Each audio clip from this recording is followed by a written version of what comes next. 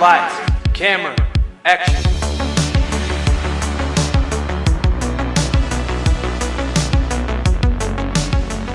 Hey guys, Hey.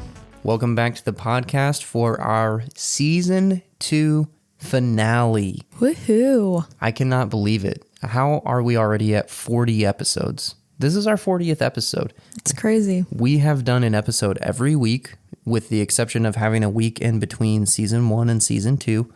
Since we first started the show, there are 52 weeks in a year. I mean, we are that close to having done this for a full year. Mm-hmm. That is, I can't even wrap my head around that. Yeah, time flies. It does. We've had many guests on the show. We've done a lot of movies. Well, 40. And it's been a lot of fun. So we're excited to do this season 2 finale with you guys. And we're also going to have a guest in the studio today. So we're really excited about that too. Fan favorite, Jorden Bewley. He was on our one of our episodes last season, The Incredibles. Mm-hmm. If you haven't listened to that, go back and listen to it. It was a great episode. Jorden was great on that. And I promise he's going to be great on this too. So anyways, you can look forward to that later in the episode. But for now, we're going to dive into Captain America, the Winter Soldier. So Em, you want to take us away? Yes. And I will say before I start, I love that we're ending season 2 on this movie because besides the fact that this movie is just a great movie in general, it means a lot to Jon and I just in our relationship. Just because, well, one, Jon, for those of you who don't know, got me onto Marvel movies. Before we started dating, I had never seen a Marvel movie before, and I really wasn't interested in them. Mm-hmm. But also, this movie specifically, I know this sounds cheesy, but early on in our relationship, we would quote the "I'm with you till the end of the line" to each other. Mm-hmm. And I even made Jon a painting that has half of Cap's shield and then Bucky's arm, and the star makes a full star in the middle. And that's how I asked him to prom. I think it was my junior year of high school that I asked you to prom with that, right? Yeah, I think so. And then for our wedding, Jon knows how to play the guitar, and we had a little band at our rehearsal dinner that Jon and a bunch of his family members were a part of. And they all surprised us wearing shirts that had that logo that I had painted with the Captain America shield and Bucky's arm on it. And they said Team Jon and Emily on the back. And also one other reason, the song plays again, I believe in Endgame, but it originally played in the first Captain America. Yes. But you also get a snippet of the song in this one when Nick Fury, quote unquote, breaks into Cap's apartment. And you hear the record playing the song "It's Been a Long, Long Time" by Harry James. By Harry James. And that song we danced to at our wedding. It was our first dance. Yes. Yep. So lots of very significant things. Yes. From this movie and just, Marvel in general. I don't want to speak for Jon, but it's probably my favorite movie franchise.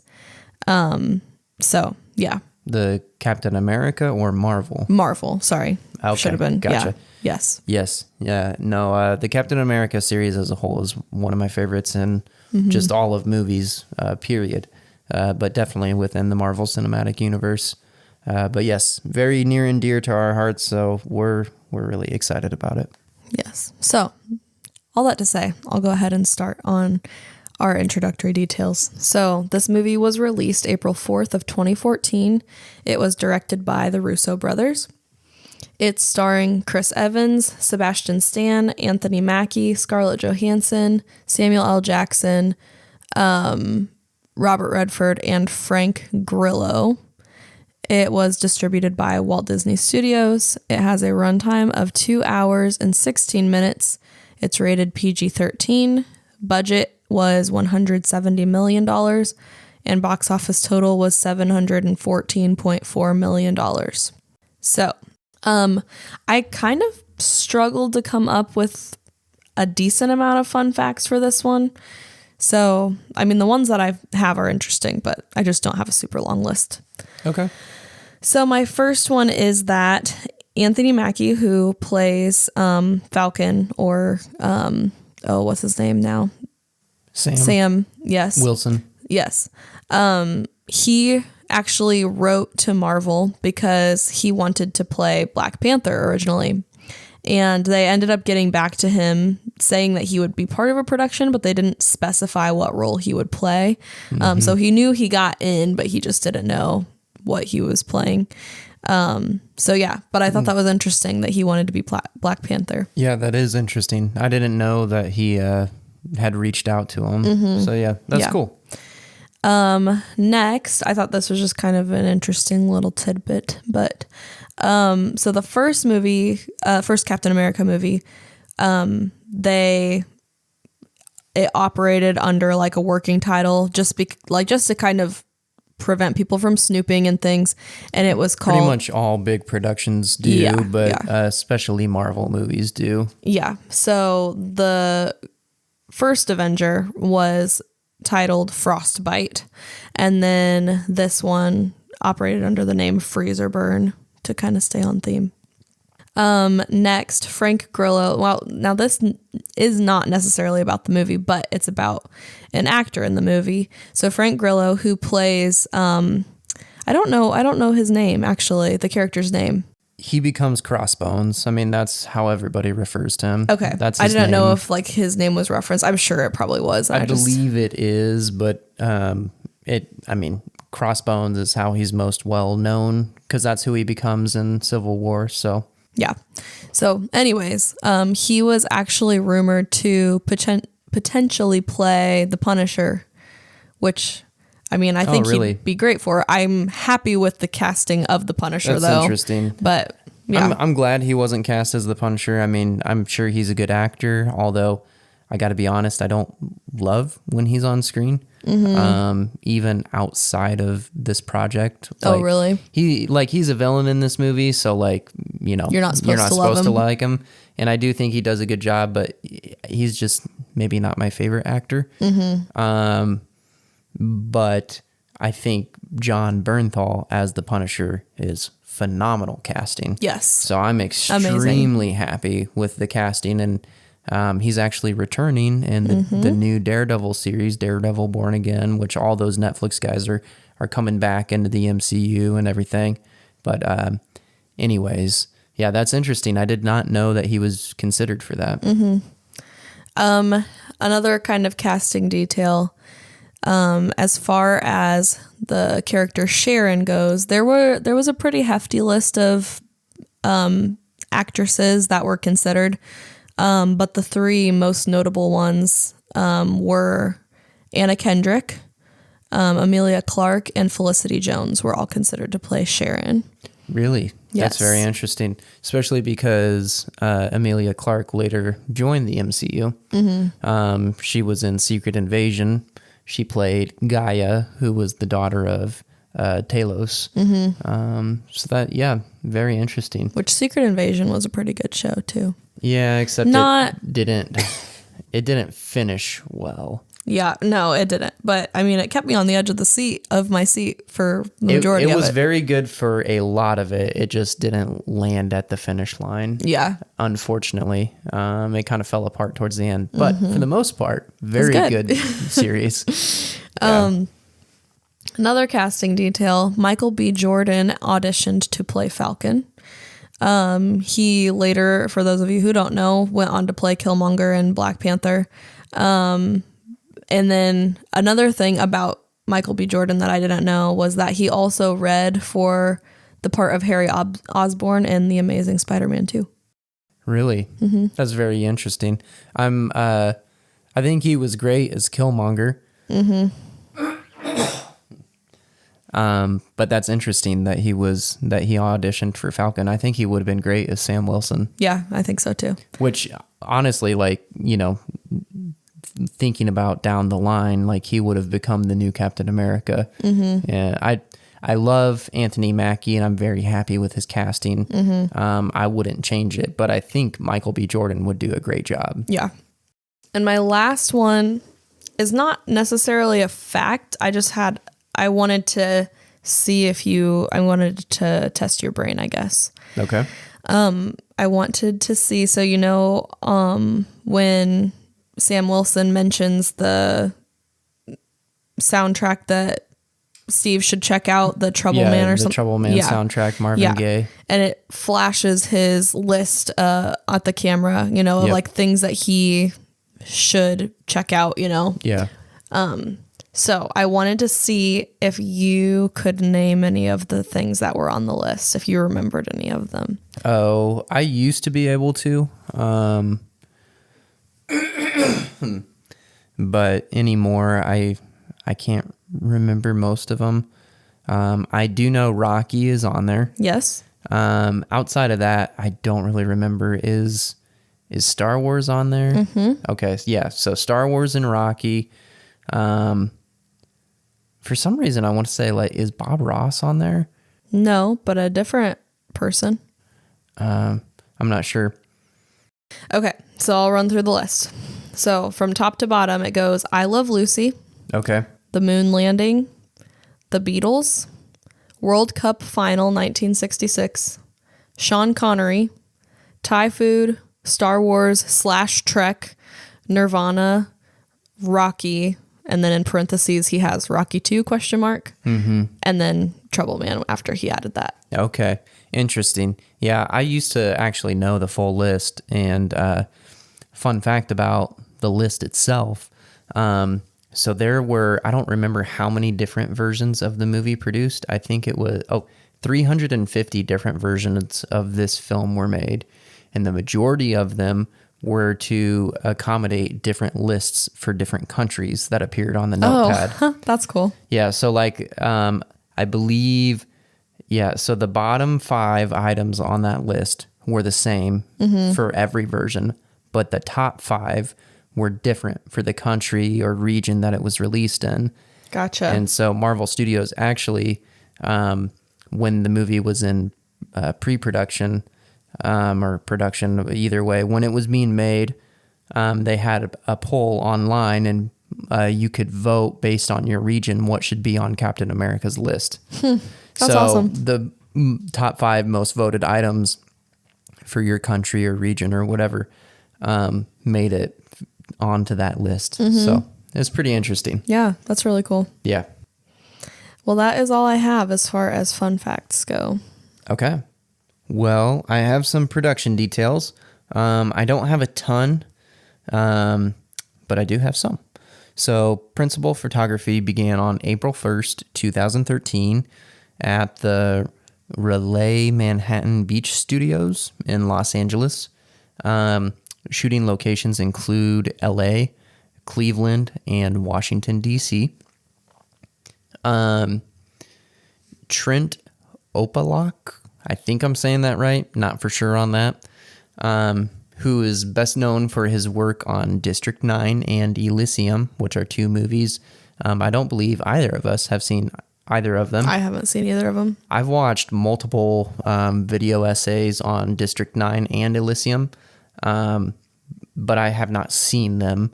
However, Trent Opalak, he was brought on as the director of photography for Captain America: The Winter Soldier. And I wanted to make note of that just because District 9 and Elysium are 2 pretty big films. And they are very well known for their cinematography. And that's one thing that I didn't really think through for this movie. But this movie is shot very well. Yeah. Its locations, everything about it, honestly, shot very well. I really, really like it. And so I just kind of wanted to take a moment to recognize Trent Opalak and his work in not only this movie, but also just District 9 and Elysium and whatnot. So I thought that was cool that he was brought on as the director of photography here. Yeah.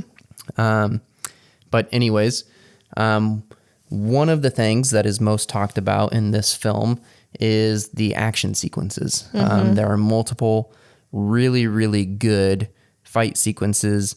The fight choreography is done extremely well. And the Russo brothers, they took inspiration from the bank robbing scene in Heat for all the action sequences in this movie, which evidently that's like an 8-minute long bank robbing action sequence. It's supposed to be really good. We've not seen Heat. I've really wanted to watch it because I've heard it's a really, really good detective crime thriller movie. So I've wanted to check it out. But anyways, thought that was interesting that they cited that movie as one of the main inspirations for the action sequences in this movie. Yeah. And then the fight sequence between Captain America and the Winter Soldier on the freeway, that was actually shot on a real freeway in Cleveland. Oh, wow. Yeah, the city government gave the crew permission to shut down 3 miles of the freeway, much to Joe and Anthony Russo's surprise, because they wanted to shoot on location. They didn't think they'd be able to, so they just asked, and they're like, yeah, no problem. So they were like, wow, couldn't believe it. Yeah. But anyways, they shot on location for that. And on that note of shooting in location, the Russo brothers tried to keep CGI use to a minimum in the film. However, pretty much all the shots, maybe many of the shots of Washington, D.C. had to be digitally recreated because there are a lot of flight restrictions in the city of D.C. So they just had to kind of shoot at a different location and then digitally recreate it. Gotcha. So anyways, that's all that I have for production details. Okay. All right, Emily. So how would you rate this movie on a scale of 1 to 100? I think I'm going to give this movie a 95. Okay. 94 or 95. Okay. Yeah.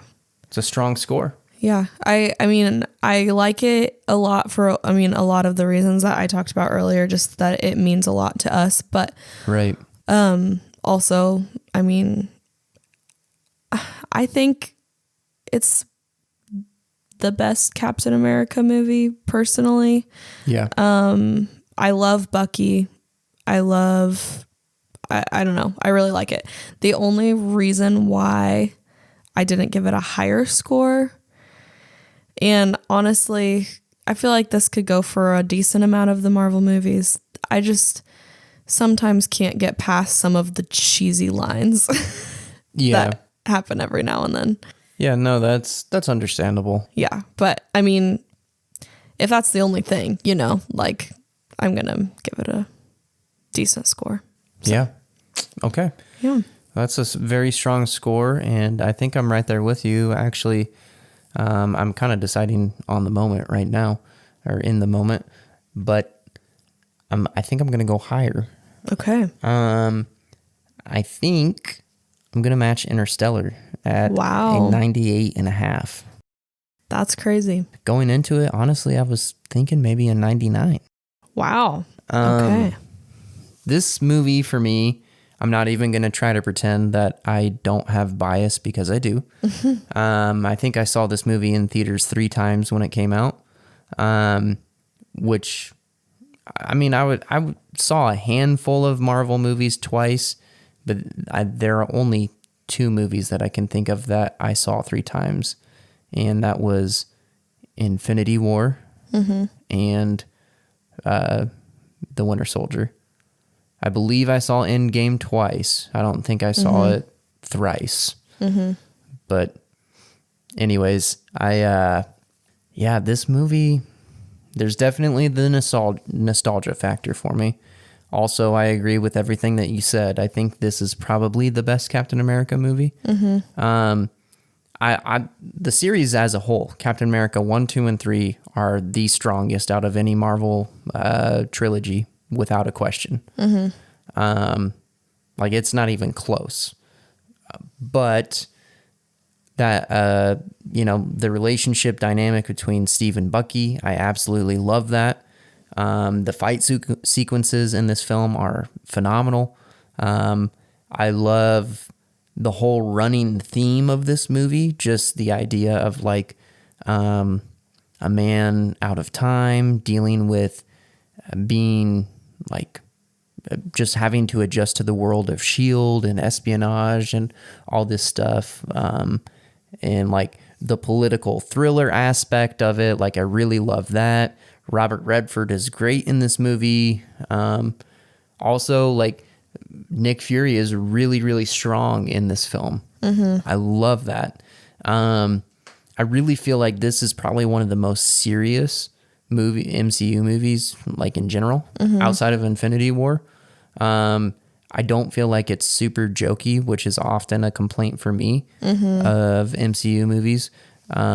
Just that, like, you know, it's fine to have a laugh every now and then, but being too reliant on that to sell your product, I don't know. I feel like it kind of alienates at least me. I think it does other people too. But anyways, yeah, I mean, there's so much about this movie that I truly love. The first Captain America is wonderful too, and Civil War is also great. Civil War is almost a different beast just because it is basically an Avengers movie. Right. It's kind of, you know, it's like a mini Avengers movie that focuses a little bit more on Captain America as opposed to truly being like a Captain America movie. Right, exactly. I don't think it affects my opinion though. Like Captain America 2 is still the best in my opinion. And I guess I could go on and on, but anyways, I do want to hear, like, what are some of your favorite scenes, or what did you really like about this movie, or, you know, dislikes if you had any? I think, I mean, anytime I think of this movie, the first few thoughts that come to my mind are, one, the dynamic between Bucky and Cap, but also like the elevator scene. Like, it is so like iconic, I think. And I think this is the one cheesy line that I can tolerate out of Cap's lines that he says right before it happens. Well, one, I love the suspense that builds up because he gets in and then, you know, it just slowly starts to fill to where he's just completely surrounded. Right. And, you know, you see the guy that's like got his hand on his gun. You see the guy that like is sweating really bad. And then, you know, he's kind of, Steve is putting the pieces together like, okay.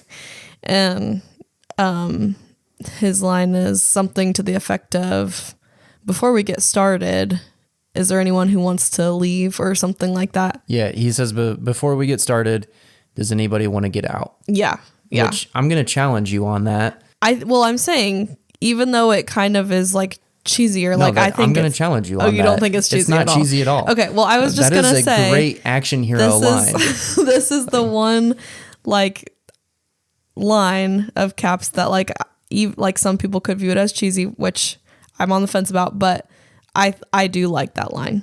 Do you have other lines from this movie of his that I you wish think I would have cheesy? written them down, because yes, I think some of them, honestly, maybe they're not all Caps in this movie.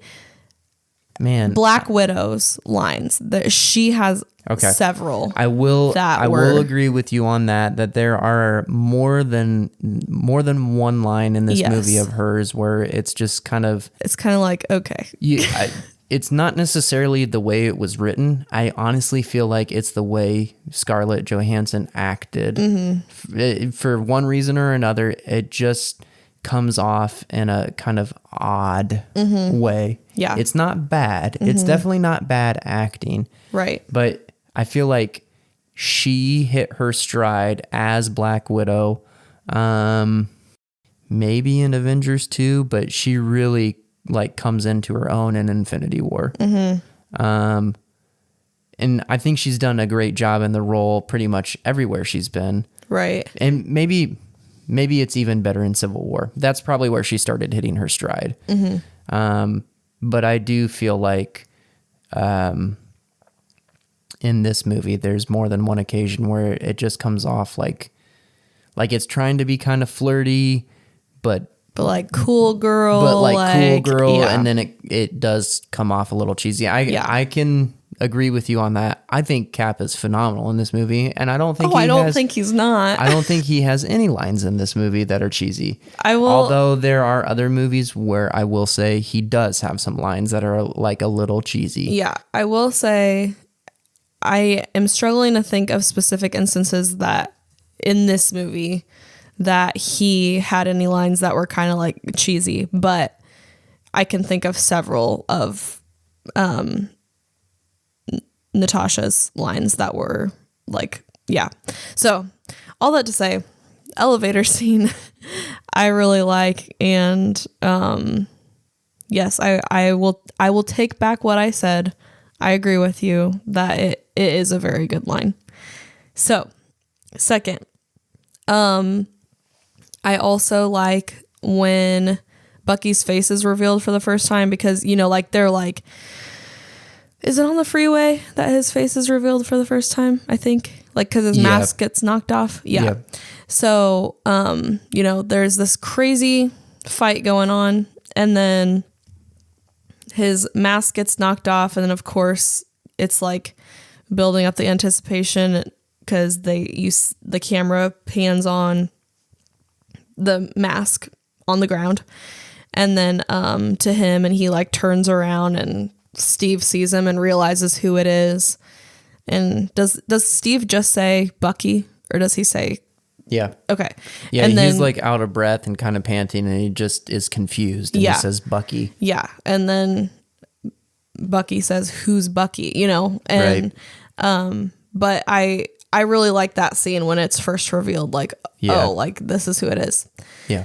And then another scene that I like, I mean, I'm sure everybody loves this scene, or sequence of scenes, I guess, when they're on is it the helicarrier, when Steve and Bucky are up there by themselves, and it's like, yeah. And, Steve basically tells Bucky like that he's not going to fight him, and like says the line, "I'm with you till the end of the line." And, and Steve says, you're my friend. Yeah. I'm not going to fight you. Yeah. And then Bucky says, you're my mission. Mm-hmm. Yeah. I love that whole like dialogue sequence. And then I got to finish the quote. I thought you were going to finish it. Nope. Sorry. Go ahead. And so Bucky says, you're my mission. And Steve says, then finish it. Yeah. Yes. Because I'm not going to fight you. I'm with you till the end of the line. Yeah. Yeah. Yeah. That's a great, couplet of dialogue. And then, you know, Bucky ends up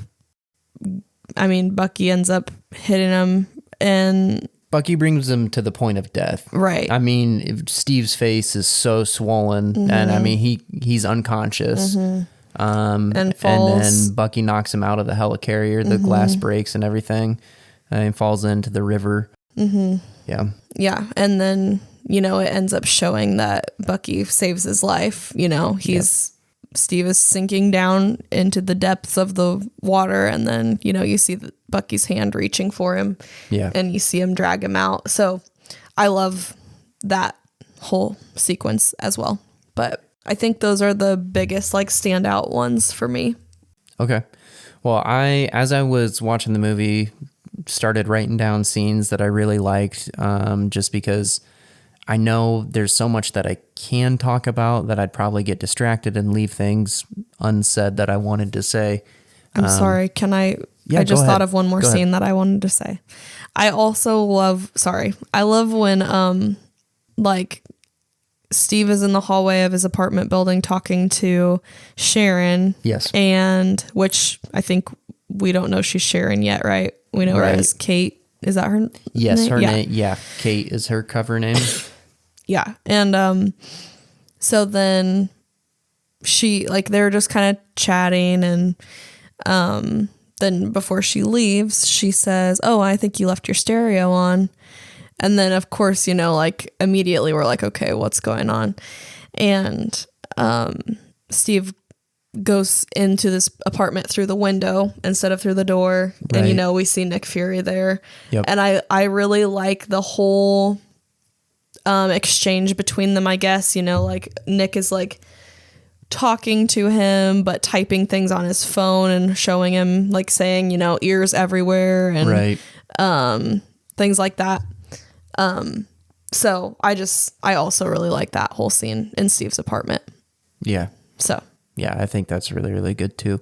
That was actually one of them that I forgot to write down, but that was on my list just as far as like that sequence is great where he's kind of the tension between Nick and Cap as they're talking back and forth. Because not long before that, Cap was actually pretty mad at Nick Fury. right. So there was still a little bit of tension between them. And then out of nowhere, Nick gets shot by a sniper, 2 bullets to the chest.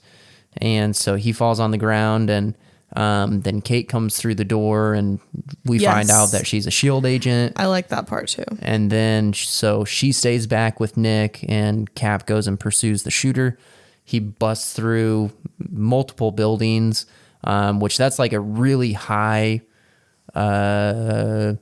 tension action sequence. Like it's definitely gets the adrenaline pumping. It's very, fast paced. I really, really like that one because that's kind of our first one. And it's not necessarily an action sequence per se, but more of a pursuit. But that just like the build there is really strong, really intense. Yeah. So I really like that. But anyways, yeah, I'll start walking through some of the ones that I have lined out. So one of the first scenes that I really like is when after, I like this one too now that I'm thinking about it. I like the whole movie, so I could go on and on. I'm going to have to really hold myself back or kind of reel it in a little bit. But just the opening sequence is phenomenal when they... Captain America and all the other S.H.I.E.L.D. agents jump out of the Quinjet. They go on to the Lumerian Star, and they're taking out all those terrorists. Just seeing Cap in action, I mean, one, he didn't take a parachute with him, so that was awesome. He just jumped out, he went for it. And then seeing him just go after all those guys using...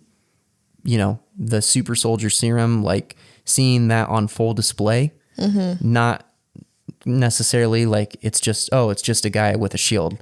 They did a really good job of conveying the action and the strength that Cap really has. Yeah. And the focus and the ability, like he is a superhuman, and being able to see that done well, I really appreciated because it's not just a guy with a shield and a gun or, something like that. Right.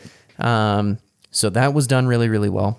I love the fight between him and Batroc the Leaper, which if you don't know who that is, that was the French pirate, kind of the leader on the Lumerian Star who had kind of that purple jacket. I love that Batroc was played by George St. Pierre. Those of you who don't know, one of the greatest UFC fighters to ever do it. My personal favorite UFC fighter. Never lost a match except for 2. He lost 2 matches, and those that he lost, he immediately asked for a rematch, and he avenged them and beat those guys. So George St. Pierre is awesome. To see him in an MCU movie is also awesome. But the fight sequence between him and Captain America was great. I love that. But then, actually getting on to my notes now, I love the exchange that goes down between Captain America and Nick Fury as they're talking about the 3 helicarriers that they're going to basically put out. It's part of Project Insight. They have this new algorithm that'll detect a threat before it even happens, and then they'll be able to eliminate the threat with a long-range artillery gun, before the crime is committed. And so then after Cap hears all that, him and Nick kind of go back and forth, and Cap is telling him, I thought the punishment usually came after the crime. And then, he's like, we can't afford to wait that long. And, this is going to facilitate safety and for all these people and whatever. He's justifying their position at S.H.I.E.L.D. And Cap says, yeah, you're going to do all that by holding a gun to everybody's head and calling it freedom. Like, I thought that was really poignant, really strong line. Just, the idea of control and fear mongering and, all this stuff. Like, it's very layered and topical. And, these are real world things that, especially at the time of the release of the movie, was very relevant. And obviously is still relevant to our world today. But anyways, I just can appreciate the dialogue and the exchange, and the idea of freedom is very layered, and there are a lot of different points of views on it.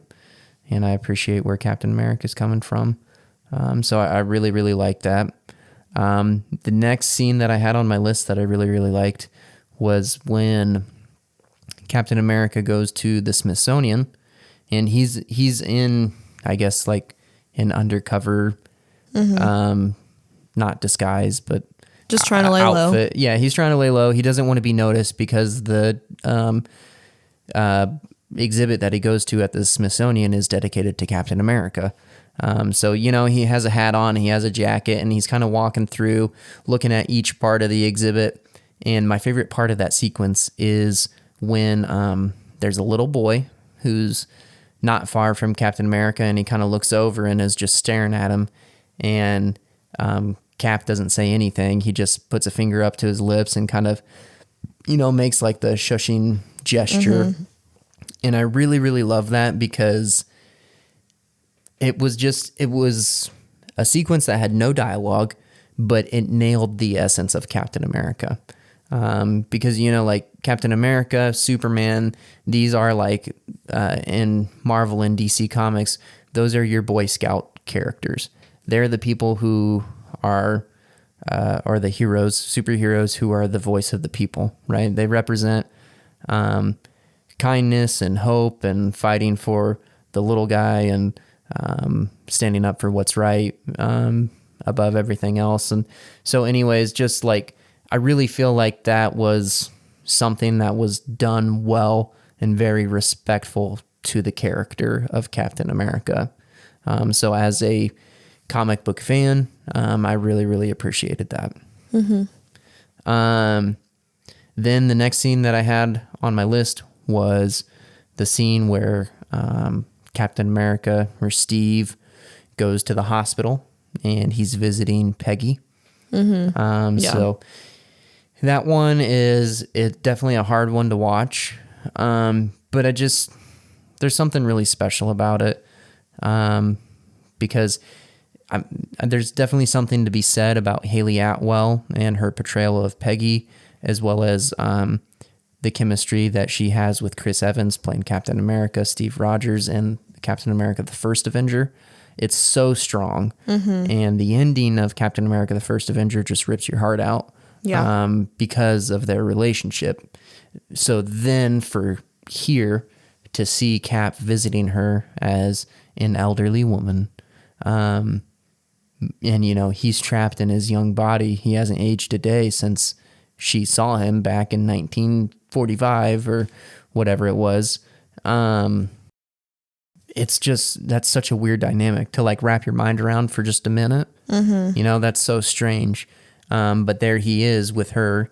And I really love just that he's so loving and tender and gentle to her. Yeah. And then for her to, be talking about, well, I've lived a life and my only regret is that you didn't get to live yours. And I guess kind of speaking to the nature of Steve and who he is and his life and where he's at, just that pretty much the culmination of his life before he went in the ice was World War II. And then when he came out of the ice, he was thrown straight into the Avengers and the battle for New York.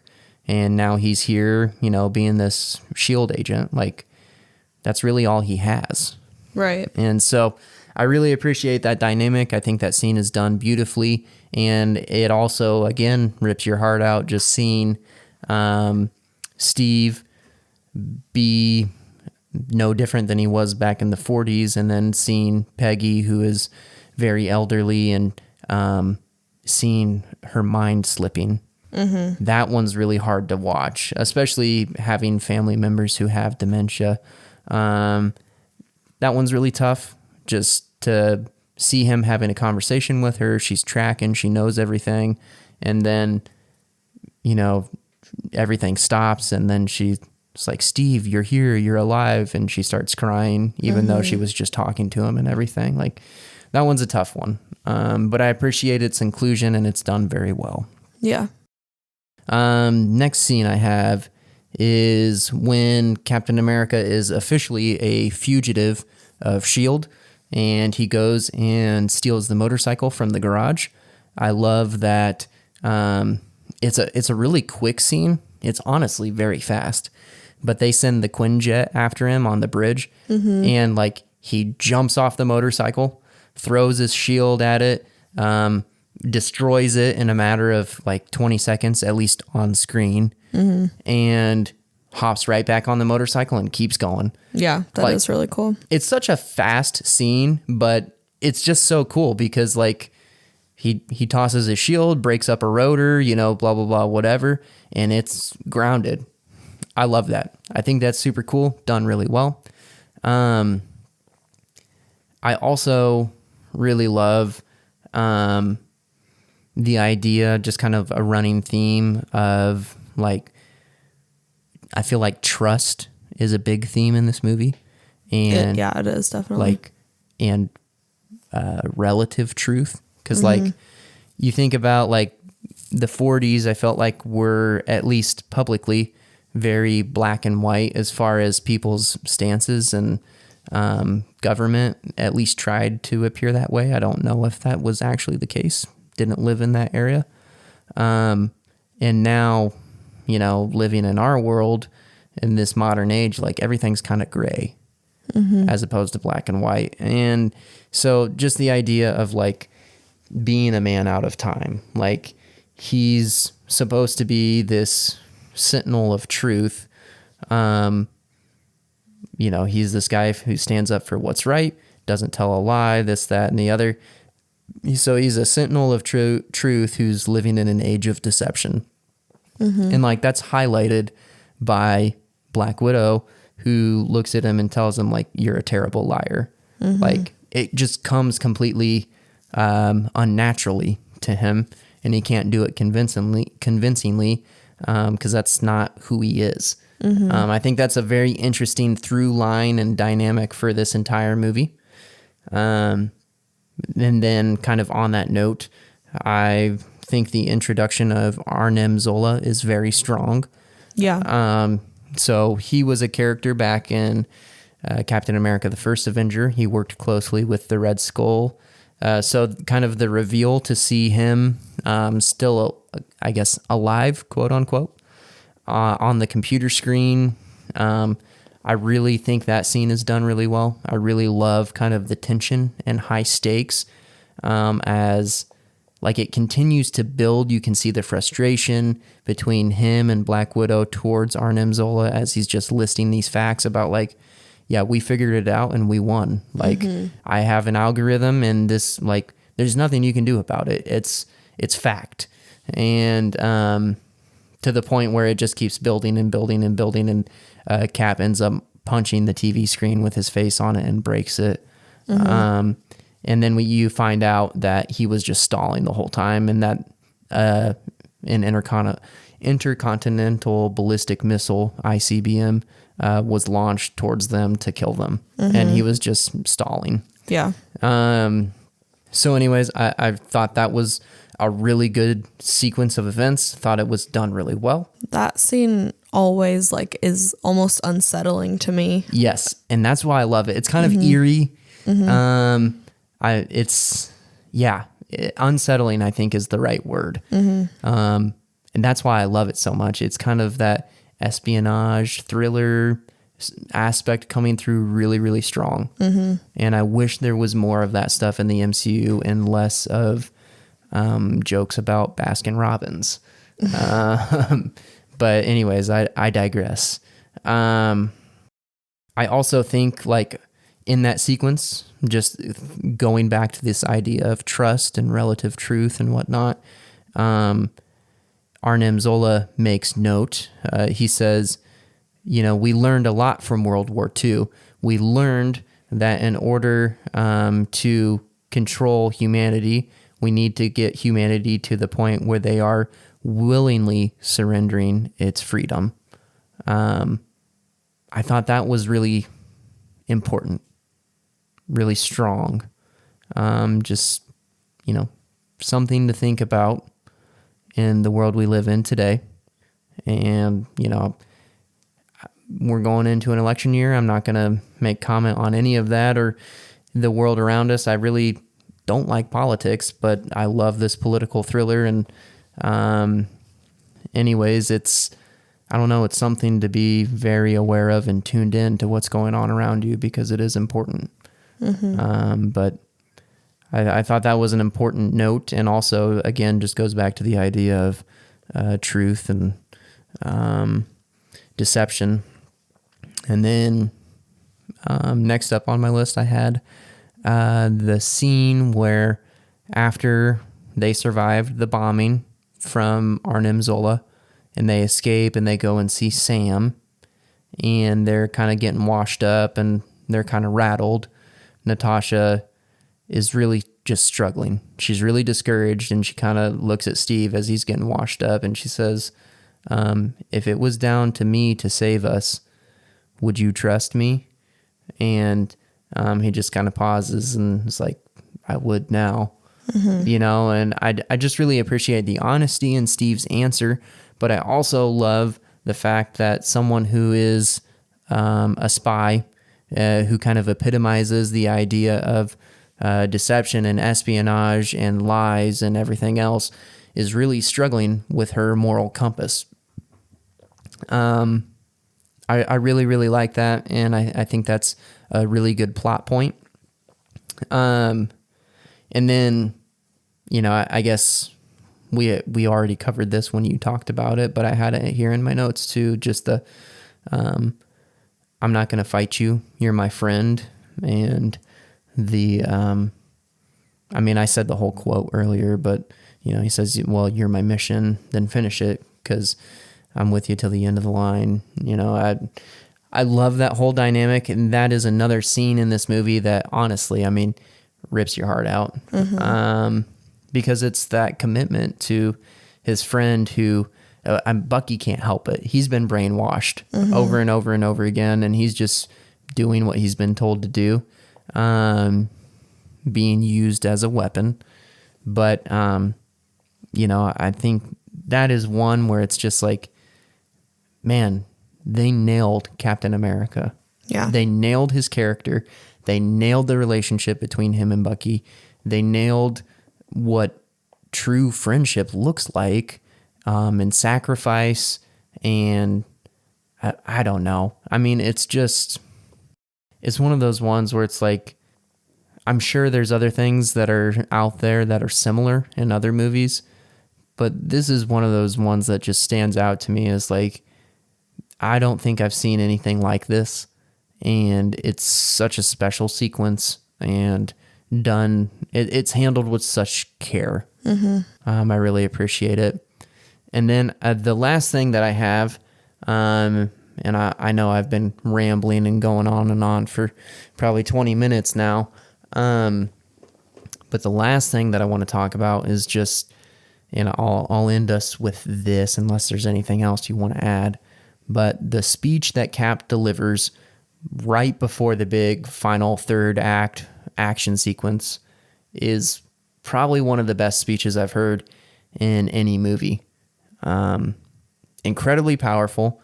Again, I'm biased. It's coming from Captain America, who I love. And I think Chris Evans plays him extremely well.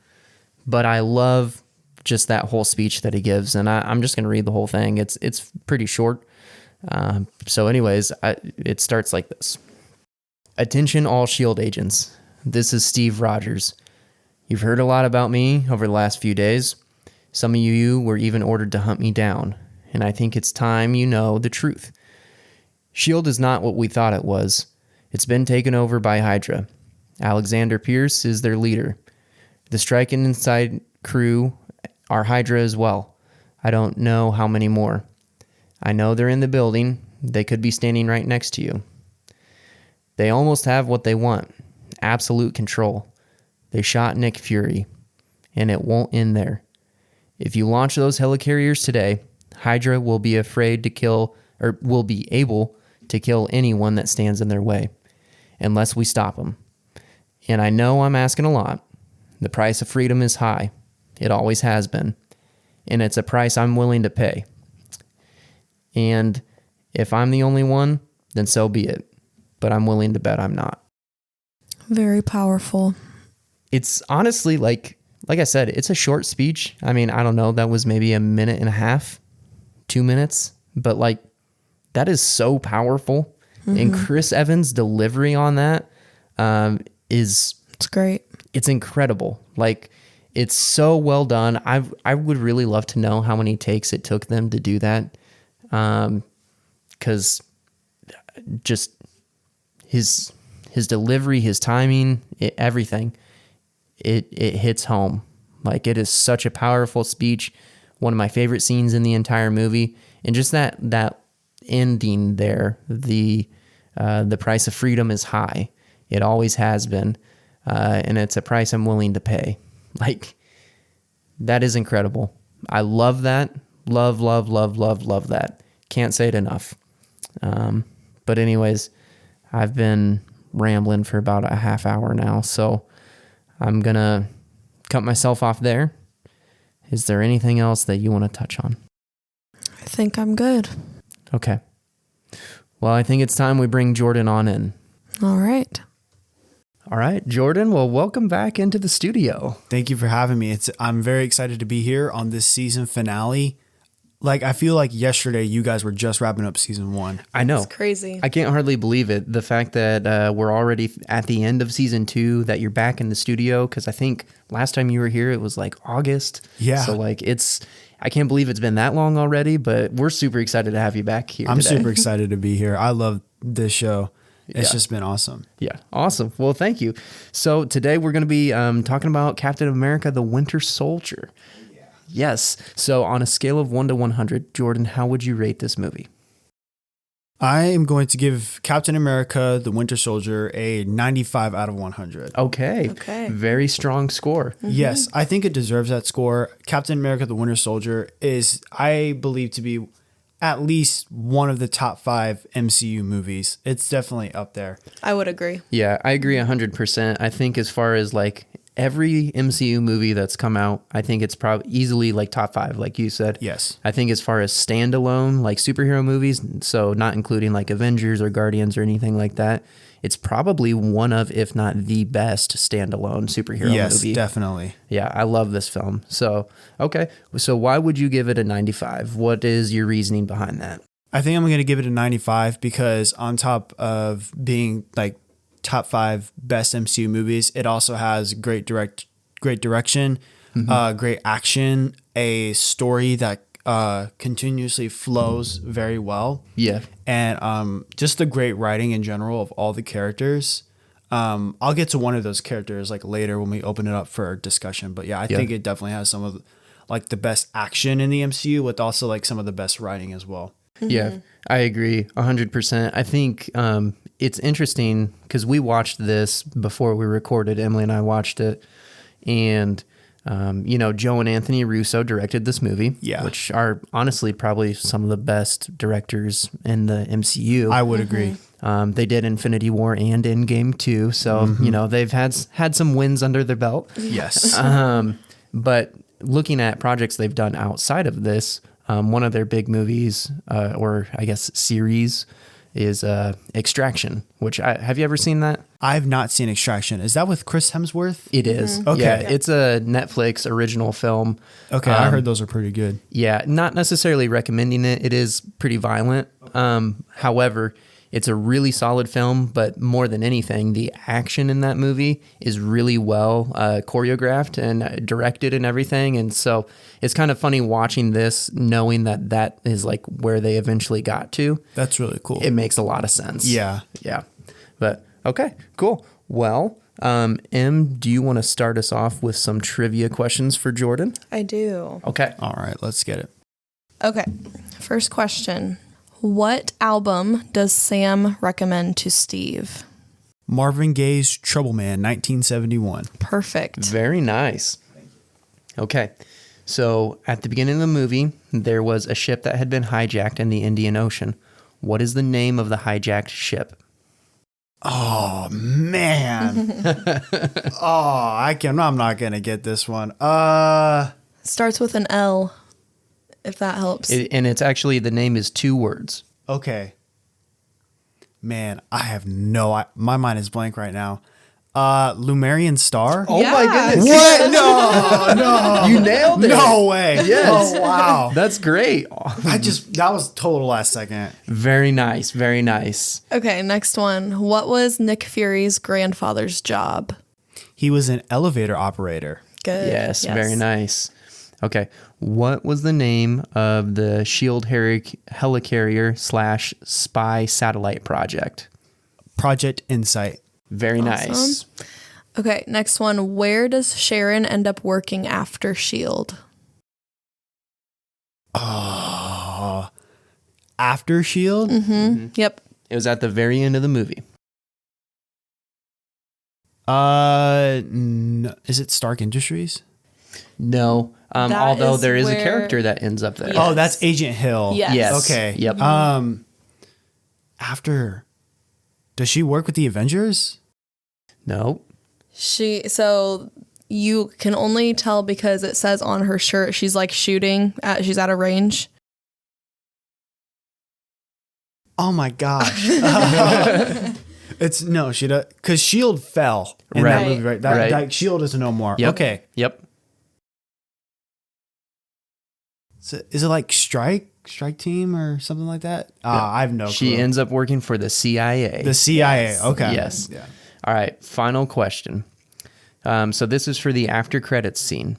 All right. Which character / characters appear in the after credits scene? And this is multiple choice. So you have Black Panther as A, B, Vision and Ultron, C, the Maximoff twins, or D, Stephen Strange.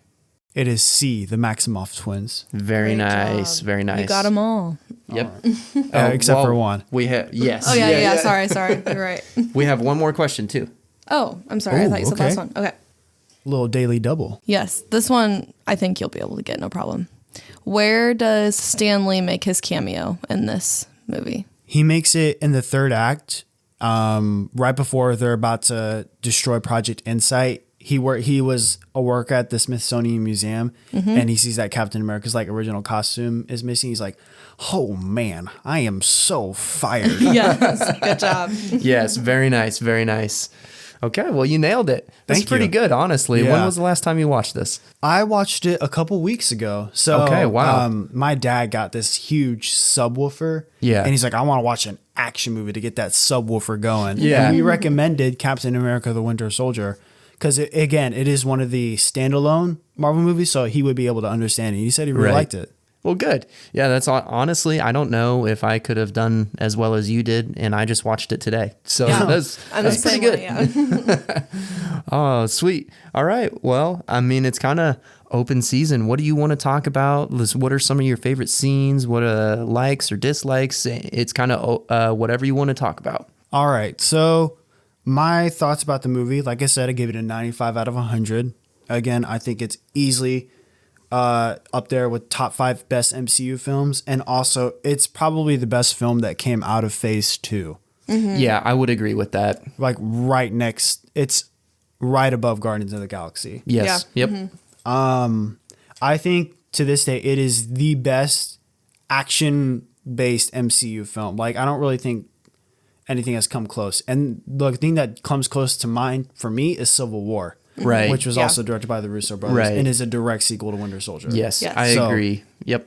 I think that the Winter Soldier is still better than Civil War, but they're kind of different movies. Like They there's are. there's a lot going on in Civil War. It's an ensemble movie. Yeah, definitely. You know, but yeah, I agree. I think that's probably the closest one in terms of action and everything else. Civil War is also like a lot more like ambitious film. Like it's a Right. sequel to Winter Soldier and Age of Ultron, if you think about it. Right. Right. Yeah. Yeah. But Winter Soldier is just a sequel to Captain America: The First Avenger. Right. Yeah. That's true. And speaking of this being a sequel, I love that regarding the complete tonal shift this movie has from the first movie, Yeah. it still ties it together very well. Like it does feel like a Captain America sequel. And I Yes. think Yes. the best way they pull this off is emphasizing, like later in the movie, the relationship between Bucky and Steve. I love how they kind Yeah. of just tie that together. Like at the end where he's like, you're my friend, and Winter Soldier's like, I'm your mission, then finish it because I'm with you to the end of the line. I'm like, dang, Right. that- Yeah. that's a good line. Yeah. And I like if that's why I'm like, yes, this is in fact a Captain America movie. Like, Right. Yeah. I think that's a really strong point too, because Captain America, the First Avenger, and Captain America, the Winter Soldier, like you said, very big tonal shift. They're very different movies. Both of them are good. They're both action movies. Yes. But you know, the first Avengers, it's a period piece, and it's. I think the Winter Soldier has more of like a thriller kind of aspect Yes. to it when you tie in like Bucky, and then you got the political espionage side of it Yes. and everything. Like it's very different, but it's very true and respectful to the first movie and following up like with Cap meeting with Peggy, Yes. you know, and stuff like that. It's a very good sequel and not kind of disregarding everything that came before. Yes, definitely. Yeah. So I actually have a few fun facts. Hopefully you guys didn't talk about these already, but my mom actually sent me this article. So apparently Samuel L. Jackson, who plays Nick Fury, his grandfather was an elevator operator. Really? Yes. That's crazy. That is super crazy. And originally Hawkeye and Red Skull were supposed to appear in the film. Yes. However, the writers said that Hawkeye wouldn't really have much to do, Yeah. and B, they kind of thought that Red Skull was a little too cartoonish for the film. Yeah. And also they were like, apparently Hugo Weaving did not really enjoy playing Red Skull. Yeah. So they would have had to recast the role. Yeah. Right. I had heard that too, because I believe the original plan was for, in the final act, Alexander Pierce to be revealed to be the Red Skull. Like maybe it wasn't Alexander Pierce, but the character in that role Yeah. would have, you know, taken off a mask and it would have been revealed to be the Red Skull.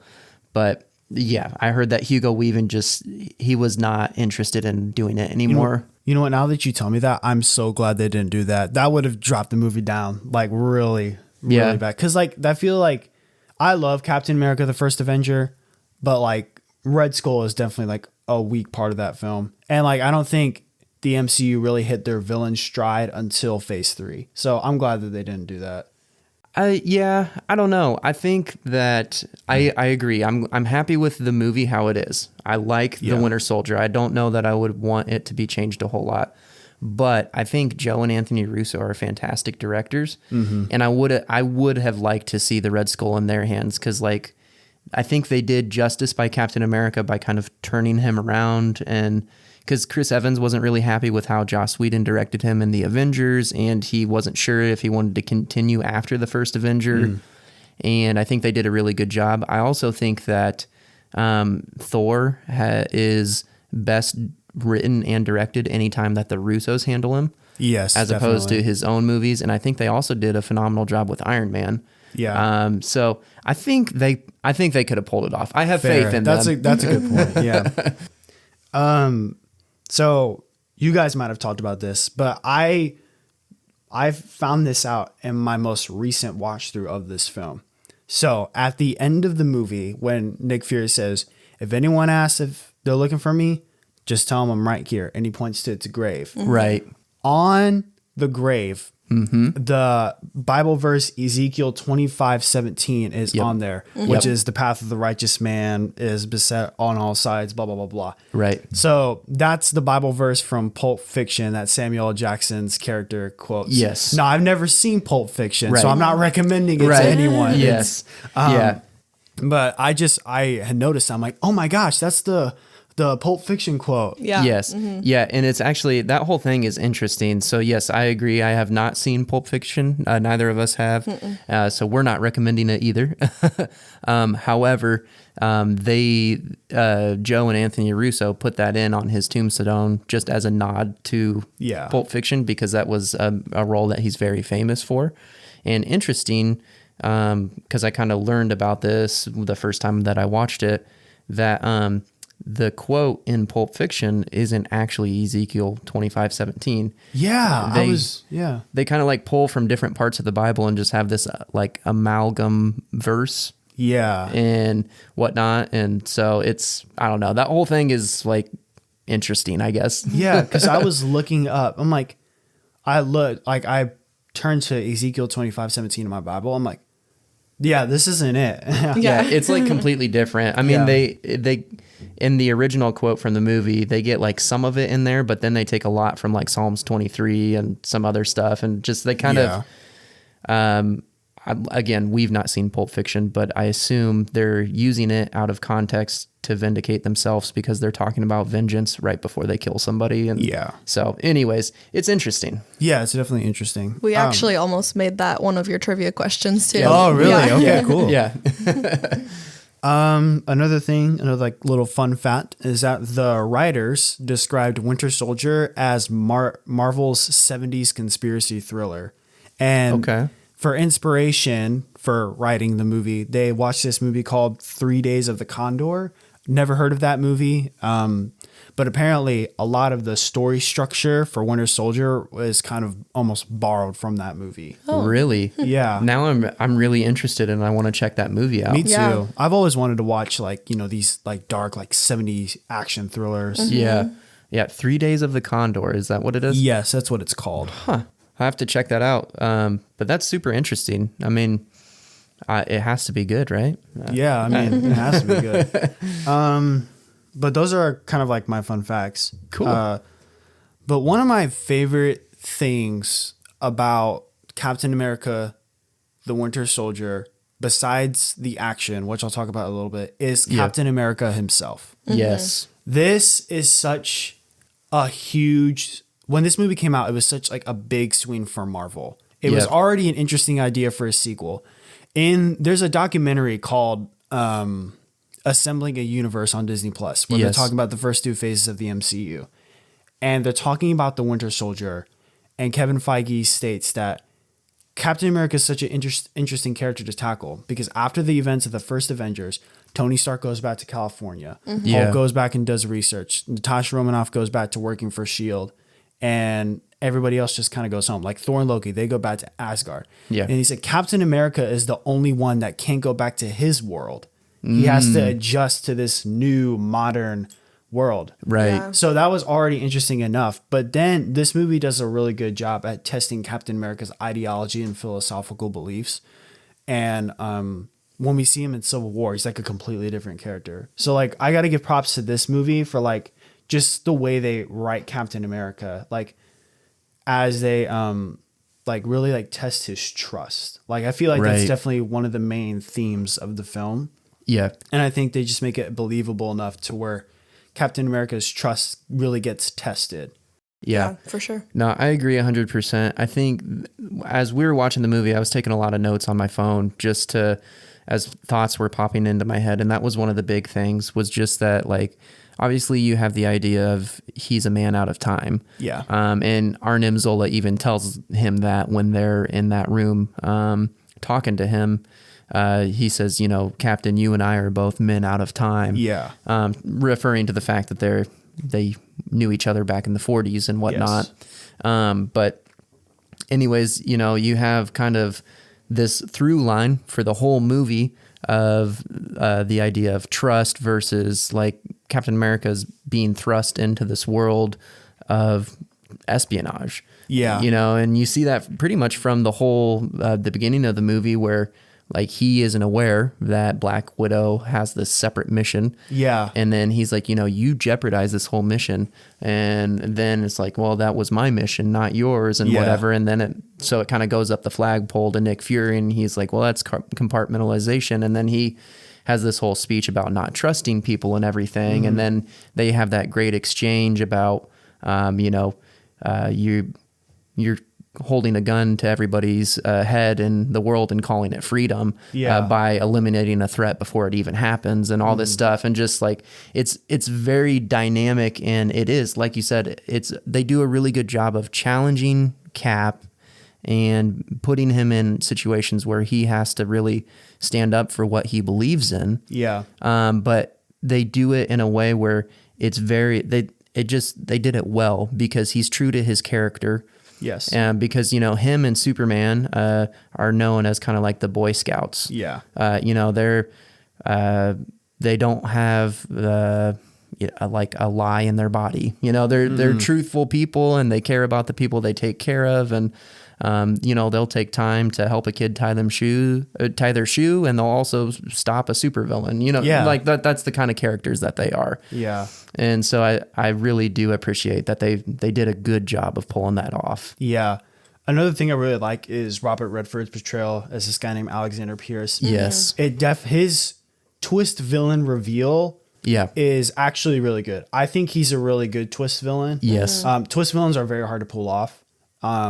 But the thing that they do really well is that Alexander Pierce, his motivation is not like one-dimensional bad guy. Like he makes a good point to the people. It's like if like this like terrorist group like dragged your daughter on a soccer field to drag them out for execution, and you know you could stop it, would you? Like, yeah. It like that's a good like point. Yeah.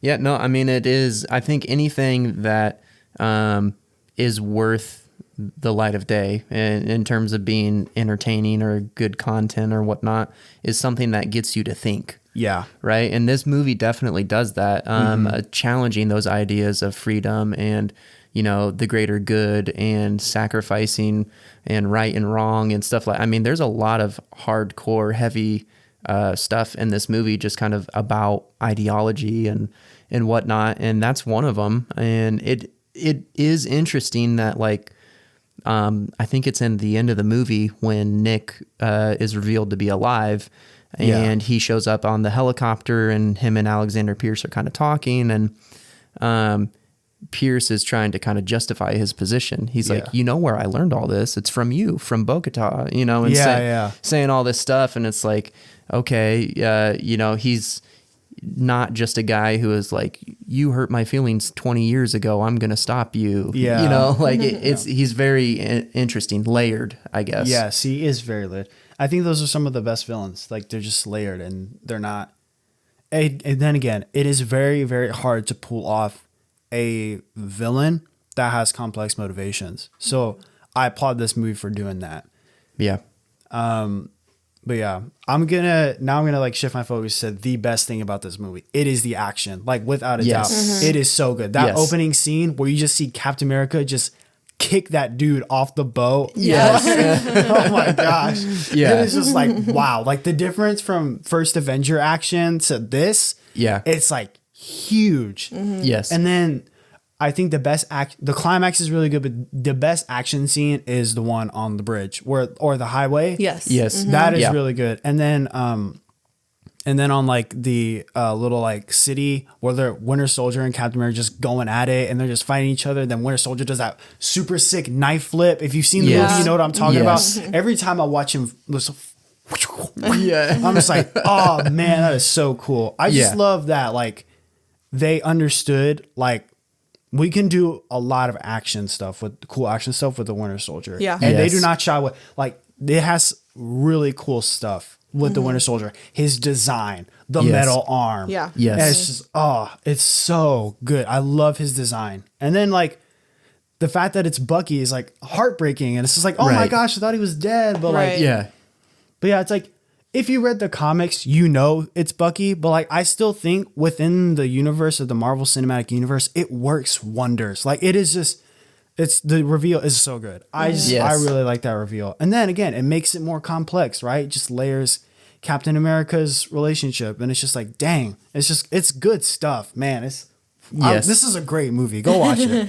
What happened? How did we get from Winter Soldier to, I don't know. Did you guys see the Marvels? We did not. No. Okay. I heard it was pretty bad, but Yeah, that's what I've heard too. I mean, The most recent one that we've watched that was bad was Thor: Love and Thunder, I think. yeah, I felt like I wasted my money. Yeah. yeah. But then again, that is a different podcast. Why the Yes, MCU has it's fallen. true. So I'm not Yeah, gonna. that's a different discussion for Yeah, another it's day. just like, 'Cause we only have so much time. yeah, I think that could honestly be like a 3-hour podcast. Yeah, it could be really long.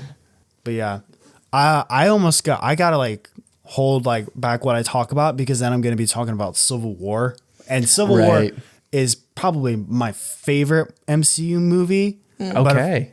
But if I had to say anything about like Civil War, it's just like, in my opinion, Captain America might be like the best written character in the MCU. Just the character art that he goes through throughout all the movies. And I think like in the early days of Marvel, that's what they were best at.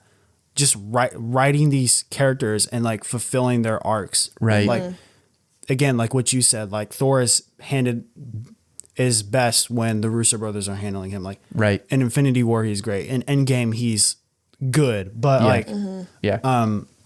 Captain America and Iron Man are like the stars of the show. Like Yeah. they are the MCU guys. And I Yeah. feel like it's crazy to think seeing Iron Man in the first Iron Man movie and then seeing Iron Man in Avengers Endgame, and the same thing applies to Captain America. Yes. Like yeah. they're just completely different characters. It's almost like they become each other. Yeah. Yeah. Yeah. It's very interesting the growth that they go through over, a 10+ year time period, not in their world, but in our world. Yeah. Over the course of however many movies, for them, it is extremely impressive. And, I mean, the character arcs are insane. I Yeah. agree. Another great thing about this movie is then again that it is a standalone Captain America movie. Yeah. This is a movie, if you've never seen any of the MCU movies and you want to like start out, like if you wanted to watch Winter Soldier tonight, you could, without seeing, like, honestly, you don't really have to see any of them. Like it would be Yeah. nice to have some knowledge, Yeah. Right. but then again, you can still enjoy it because it Right. introduces new characters, and like Falcon, with also like being like a really good action espionage movie. Like, Right.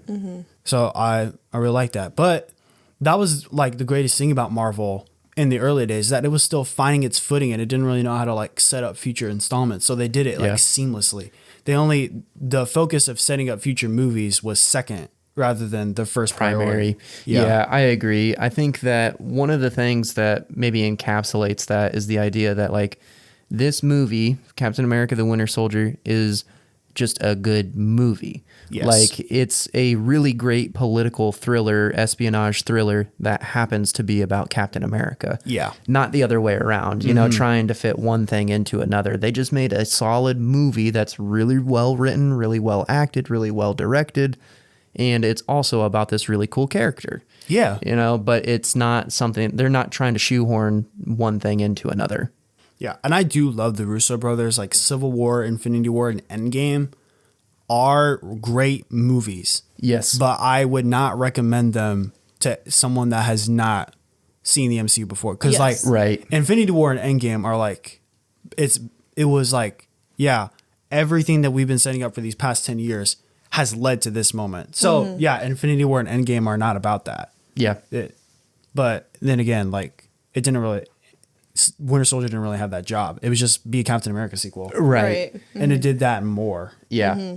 One of the things that I really like about this movie too is that it takes place in DC Yeah. as opposed to New York or anywhere else. It's just not that I think it couldn't happen anywhere else, but I think it's just nice to have a new setting. And being that it is this huge political thriller, Yes. why not in our nation's capital? Yeah. That was like, yeah, that's a good. It's also like a breath of fresh air. Like how many Marvel movies take place in New York? right. Right. Yeah. How many in California? Like, Right. yeah. But like to see a movie a political thriller in DC. Like that's really cool. Yeah. And that was a very good like, yeah, we're gonna set in Washington D.C.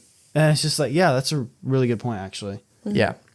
And you get to see the Smithsonian Museum in it too. That's really cool. Yeah. Yes, it that's is. super cool. And I've never been. Emily has. Yeah. But I would love to go to the Smithsonian someday. The Captain America exhibit is not there, Yes, unfortunately. it's not. That would be so cool. That would be really cool if it was there.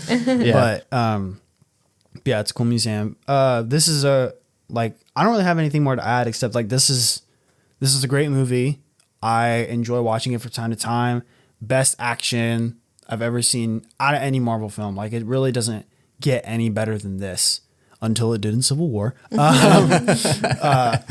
But yeah, this is a great movie and you guys should go watch it. Yes, Yeah. absolutely. I think that's the best way to maybe wrap up season 2 is if you haven't seen this movie, just go watch the movie. Yeah. Oh, It's yeah. so good. But yeah, I think that's everything that we had. Is there anything else you want to touch on, Jordan? I think something that I didn't touch on is that it's actually pretty funny. Like it has some like good humor, like the on your left, like Yes. Yeah. running gag. Like that's really funny. And then like in Endgame, they do the no, I'm not gonna spoil that, but Yes. yeah, it's really funny. Like the part where they're in the mall and she's just like, Black Widow's like, kiss me. He's like, what? I'm not gonna kiss you. She's like Right. personal displays of infection, like really like make people uncomfortable. And then they're in the truck and she was like, was that your first kiss since 1945? She's like, stop. Right. Yeah. Yeah, it's just like it's really funny. It's really funny stuff. Yes. But like it's not like again, it's not a comedy movie. It just happens to have like really funny moments. Yeah. Right. I agree. I feel like it's not trying too hard. Yeah. It's just genuinely funny in some parts. Yeah. And I like that they introduced Falcon in this movie. Like Yes. he Yes. is a really good character. I think if there was any time to introduce him, it would be in a Captain America movie, considering how for much sure. those characters are intertwined in the comics. And Yes.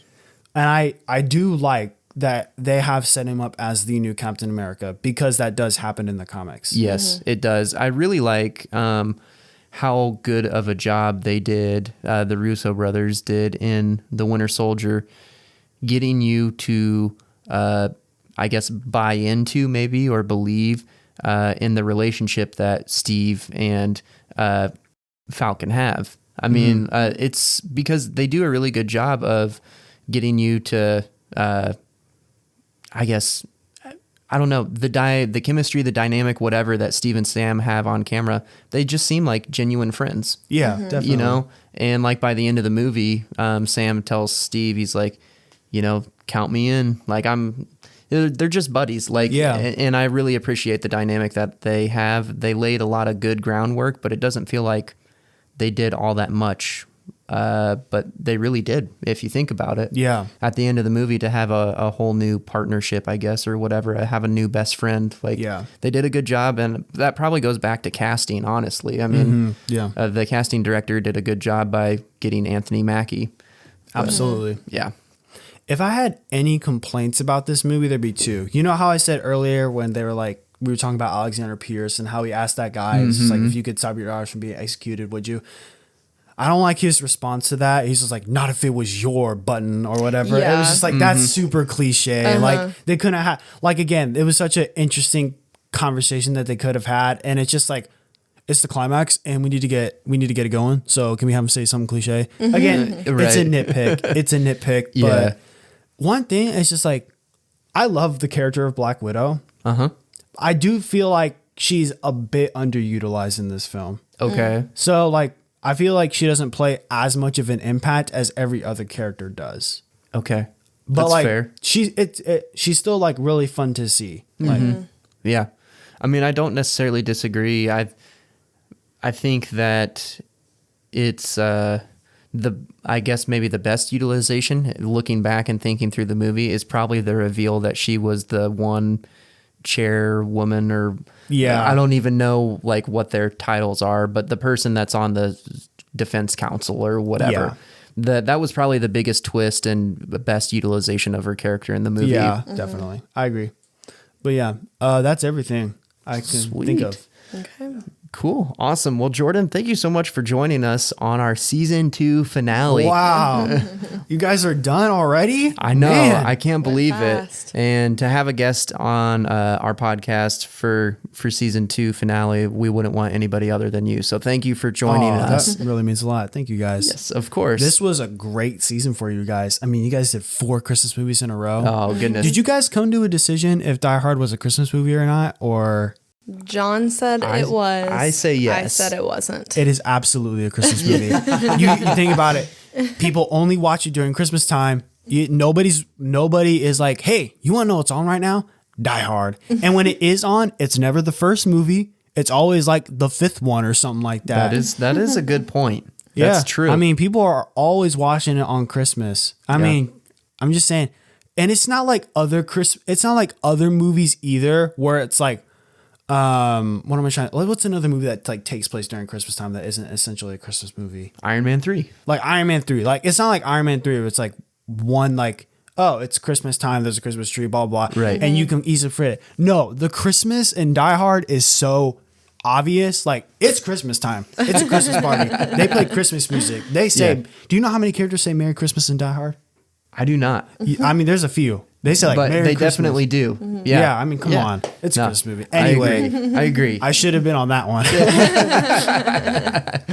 All right. Well, thank you guys so much. And I cannot wait to see what you guys do for season 3. Yes, we're so excited excited about too. it. We're in the planning stages, and we will definitely be putting out announcements soon enough. All right. Awesome. Well, thank you guys so much. And I cannot wait to be on here soon. Yes. Well, thank you, Jorden. Thank you. Okay, guys. Well, believe it or not, that wraps up season 2. I know. I can't hardly believe it. Season 2 is already over. Feels like we just started. Feels like we just started season 1, if I'm being honest. But this is episode 40, and we've only had 1 week off in between season 1 and season 2, which means it's been almost a full year Yeah. since we started it. 52 weeks in a year, 40 weeks straight. That's crazy. Yeah. So speaking of, like John just said, we did take a week off in between season 1 and 2. So since this is the end of season 2, we will be taking some time off, probably a little more than a week. We're not completely sure what that will look like, but if you are curious about when we will get back on, or if you're wanting to check in for updates, we do have an Instagram page. It is at Married to Movies Pod. And that's the number 2 in between Yes, married to not movies. the word 2. Yes. So feel free to follow us on there and check in every now and then to see if there's any updates. We'll have a link to it in the description. Yes. So thank you so much to everyone who has listened in these last 2 seasons. It's really been a blast and it's flown by. We're excited to continue recording. We've already gotten our list ready for season 3, so we're excited. And another thank you to Jorden for joining us on this episode. We had a lot of fun talking with you.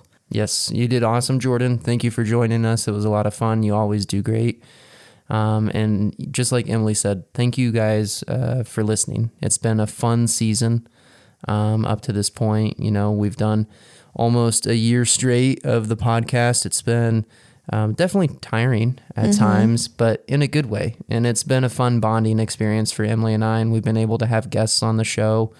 And honestly, like at this point, kind of feels surreal to think that we're at the end of season 2, not because the show is so big and we're making lots of money, but I just like, I can't believe that time has gone this fast. So anyways, I'm really excited for season 3. We're planning it all out. We've got pretty much the list finalized. It's going to be a lot of fun. And thank you guys for listening. I mean, we've expanded into multiple countries. Actually, we have a decent amount of people listening in Canada, which is welcome. And it's a surprise just to see the show growing naturally on its own. So thank you guys for tuning in. And thank you for all the people who have taken time to shoot us messages on Instagram or shoot us a text or find us in person if you know us personally, and just encourage us. because that has been a huge encouragement to us. It's, sometimes not hearing anything, you kind of wonder or second guess, like, is this a good show? Yeah. So to hear feedback, and even like we have kids that listen to our show, like little kids. And so it's a lot of fun. And so thank you guys for taking the time to encourage us, because it really does mean a lot. Yeah, for sure. All right, guys. Well, that's it for season 2. So stay safe. We'll see you in a few weeks, give or take. Make sure to follow us on Instagram, because we will be posting updates on there, and we will see you soon. Thanks again, guys. Bye. Bye.